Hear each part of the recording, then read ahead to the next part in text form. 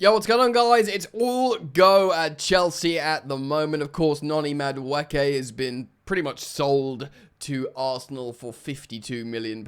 He's been granted permission to leave the Club World Cup Chelsea camp in America, and he's on his way to complete that move. We've just got the here we go for Georgi Petrovic to Bournemouth for about £25 million, but we are going to react to David Ornstein's update on The Athletic with that.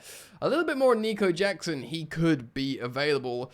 They're all going, guys. They're all going. And Chelsea have already made a lot of money with the sales of Bashir Humphreys as well, and the generation of revenue from the Club World Cup. We're going to get into all of that today. We're even going to speak about Rodrygo, who there's suggestion that reports from Spain are indicating that he's not in Xabi Alonso's plans and that he could be available for the Premier League. And apparently Arsenal are favourites, but are they? We'll get into that, of course. He, for me, would make a lot of sense at Chelsea. So welcome on back, guys. Thank you so much for joining me. Of course, there's daily content here on the channel, often multiple pieces of content like today. 3 uploads today, which is hopping, you'd have to say. So if you are a supporter of the content, drop a like on the video. Subscribe if you're new, if you want to. Hit the bell if you choose to. Let's get into it. Alright then, so let's start off with Georgi Petrovic, article coming from The Athletic, David Ornstein. £25 million deal.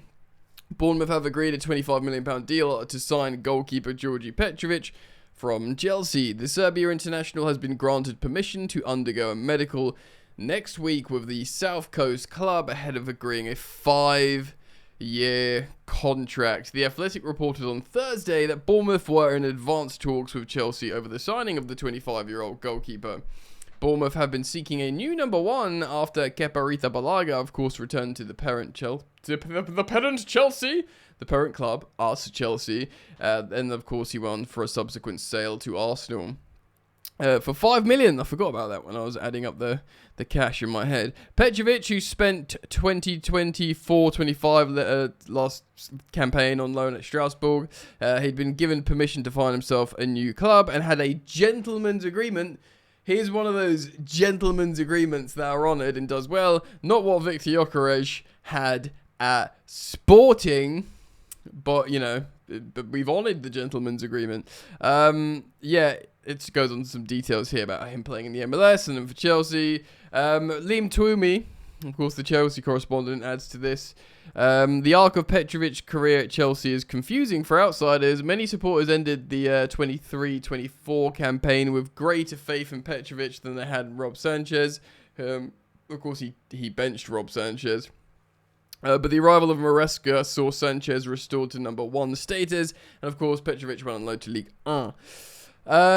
It's a less of a question of quality than it is of style. Petrovic was simply never regarded as a good fit to play in the team with the goalkeeper function as an outfielder in possession, passing with courage and under pressure, yada yada yada. But is Sanchez? We have to talk about the goalkeeping situation because, look, this is good business, it's good profit. Look, as much as, you know, a lot of us think Petrovic should have been given a chance, it's less about Petrovic and it's more about Sanchez. Do you know what I mean? I keep saying it. He's a 5 out of 10 goalkeeper, Sanchez. Petrovic is a 6.5 out of 10 goalkeeper, but does that mean he should be Chelsea goalkeeper? Maybe neither. And he's gone to Bournemouth. He's not gone to a Champions League club. He's gone to Bournemouth. Good club, good Premier League operators, you know, respectfully. But this is the level, you know. And that's what he's accepted. He's like, yeah, Bournemouth, my level. So fair play, man. I just want to take this opportunity now to talk to you about money.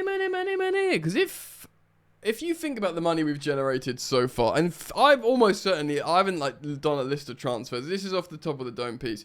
Noni Madueke, yeah, 52 million. Petrovic, 25 million. I know we sold Bashir Humphreys for 12 million. Plus 80 million pounds generated in the Club World Cup so far. And that's, I think, before. I don't know if that's counting the final, but 80 million. So far, that's 169 million plus the 5 from Kepa. That's 174 million pounds generated already this summer, and it's only the 11th of July, and there's so many more transfers to do. It's crazy. Chelsea could, like, genuinely get over $250 million in generated revenue with the Club World Cup and player sales. Comfortably. Because 174, if you win the Club World Cup, I'm not saying we're going to beat PSG. I have previewed that game, by the way, like done a tactical thing. Go check that out. So that would be 200 million. And we've still got Nkunku, Sterling, Felix, Chilwell, all them, man, to make up 50 million, which they absolutely will. Certainly Nkunku would do 30 million, 35 million. So yeah, you'd think comfortably over maybe 300 million revenue, generated this summer, which would be insane. And also alleviating yourself of high wages, hopefully. Like Felix. Well, Felix I don't think would be on insane wages, but like Sterling and Nkunku, they're certainly on massive wages. Not easy problems to solve, of course. Let's jump onto this then. Matt Law writing about Nico Jackson. So, of course, he could be up for sale as well. He's not. Chelsea aren't trying to sell him. But Matt Law writes about Chelsea's flexibility in the transfer market could yet again be demonstrated if we receive a bid for Nico Jackson. He says, just like Noni Madueke, not actively for sale, but they're sort of letting teams know that these players that are good operators could be available if you come with the money, mate. It also demonstrates that there's a small list of untouchables. Of course, at the top of the list is always Cole Palmer and Caicedo. They always say Caicedo and Cole Palmer, Caicedo and Cole Palmer. I don't actually even think Enzo Fernandez is in that list. I do genuinely think if Real Madrid, there's a number for Enzo Fernandez. There is a number for him.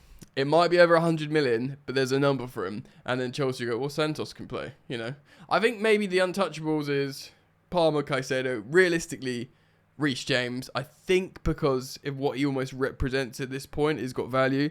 But Nico Jackson, of course, there's two things. There's is he going to reach his ceiling, which, by the way, is very high. He's a very good player, Nico Jackson. People in the game recognise it. Is he going to reach that ceiling and how quickly? And, of course, there's the mentality thing, the red cards, the, getting inside his own head, poor decision-making. Which has really hindered his situation lately. Maybe he got a whiff of, no Liam's lapse coming. Maybe they knew they were going for Joao Pedro even before he got that second red card, and he's not reacted well. And of course, they are both. I don't want to say they're both necessarily ahead of him in the pecking order, because there was always this idea with Nico Jackson that we all wanted to see him with competition. There was no competition last campaign. If he was fit, he was in. No questions asked. And even if he wasn't scoring, Maresca was like, well, you can see he makes the team better. But now it's Liam Delap. Now it's Joao Pedro. And now it's yet another red card for Nico Jackson. So the sort of narrative has flipped a little bit, bro. Do you know what I mean? So there's that kind of perspective of, yeah, you put 60 million quid on the table. You can buy Nico Jackson. Now, he was purchased for the same money as Noni Madueke, 33 million euros, which is 29 million pounds, under 30 million pounds. We made a huge profit on Noni Madueke, a player that was not first choice now. He isn't first choice now. And that's excellent business from Chelsea. I've covered the Arsenal head loss meltdown from Nolly, which I think is a little bit unfair in some ways, both on this channel and the second channel, Football Yannick, which is a wonderful opportunity to plug. There is daily content on Football Yannick, a little bit more generic football content, in terms of talking about other clubs like Arsenal. So if you do want to check that out, there'll be a link in the description, or just search on YouTube Football Yannick. You see my mug in the thumbnails. Yeah, man. So look, if we sell Nico Jackson, I feel like it will be a shame, probably more of a shame than Noni Madueke, because I think Jackson, not only can he score goals, he works really hard. He's so fast. He's like deceptively fast, and he has got good instinctive link-up play. I just feel like there's a striker in Nico Jackson that could be amazing. Now, in terms of suitors, there's loads and loads of suitors on the continent, in the Saudi Pro League, and multiple clubs in the Premier League. My mate WhatsApp me today, he's a Man United fan. That said, yeah, I'll have Jackson at Man United. I'm not saying they've got the money for him, but he was like, you know, it's not the Galactico signing. But Matt Law writes Jackson's current value would be north of £60 million, so they'd want to more than double their money on him. And a large number of clubs wanting to sign a striker, of course, Arsenal. If Arsenal sign Jackson. Because, you know, the main narrative of Arsenal fans is no more Chelsea players. Unless their name is Caicedo or Cole Palmer. Do you know what I mean? They just don't want to hear it. You know, that's just where they're at. Do you know what I mean? Possibly Cucurella as well, they might take, even though he's like the villain, isn't he? So, Arsenal, Man United. It says possibly Aston Villa. Now, Aston Villa is a really interesting one. Of course, Ollie Watkins might leave. They did lose John Duran, Aston Villa. And the huge talking point here is Nicolas Jackson has played under Unai Emery at Villarreal. I'm pretty darn sure.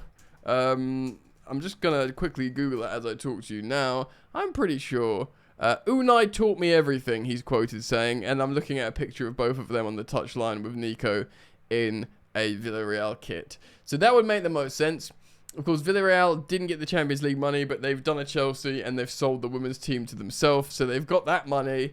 They've got financial backing from the owners, so they could find a way to make it work. And I imagine Unai would be like, yeah, I'll sign Jackson. Definitely. And I reckon Jackson would suit Aston Villa down to a T. So there's plenty of suitors there. Right, let's talk about it then. I just said earlier, Chelsea will make a lot of money this summer. I just said, we know, with Noni going, we've only got one sort of, I say senior, starting left winger. And that is Jamie Gittins. Tyreek George might go on loan, like all the other thousands of attackers. And Jamie Gittins might understand that he will be a deputy rotational option as a 20-year-old. Of course, Chelsea are in... I know Dortmund qualified for the Champions League at the end, but Chelsea are vibing. We're in the Champions League. He wants to play in the Premier League. He wants to come to London. The allure's there. And he might understand that he will be a rotational option to the profile of someone like Rodrigo. Reports suggesting that he likes Arsenal. He's preferring Arsenal. Maybe that's true. We've had conflicting reports about what's happening. Now, look, one thing's for sure. Whatever you believe in these conflicting reports, he's not been utilised by Xabi Alonso. He's never going to play in his favoured position, which is the left wing. He's an amazing player, especially playing on the left. He scores loads of goals. I think he's 24 years old, and he's got loads of experience at the age of 24. Yep, he's 24. Champions League, you know, titles and La Liga titles and loads of goals. He is a baller. And, of course, Arsenal fans, they would be, if they sign Rodrigo and Gyökeres, the Arteta out graffiti and the Noni-Mad Weke friggin', you know, petitions to not sign him, all this kind of stuff, you'd imagine would, like, die out a little bit because there would be two really high-profile signings. I don't know how they haven't got the Gyökeres deal over the line yet. Much like Man United and Bournemouth, like, why isn't it, you know, I know it's very early in the transfer window still. I mean, the transfer window goes on forever. It feels like the special one with the Club World Cup, that it never really shut. So it feels like it's just this summer-long transfer window that just goes on forever, which is kind of fun. You know, it's my job to cover transfers, so I ain't complaining too much. But, yeah, man, so this is where we're at. We've generated a lot of money. You know, Noni's gone. Petrovic is gone. Kepa's gone. Humphrey's gone. Loads more are going to go. Loads of money's been made with the Club World Cup. Could we sign Rodrigo? I leave it to you guys. Let me know what you think. Comment down below in the comment section. As always, thank you so much for supporting the content, for liking the video, for subscribing. If you want more from me, you're welcome to go check it out at the second channel, Football Yannick. Other than that, man, take care of yourselves. Hope to see you back here soon. Peace.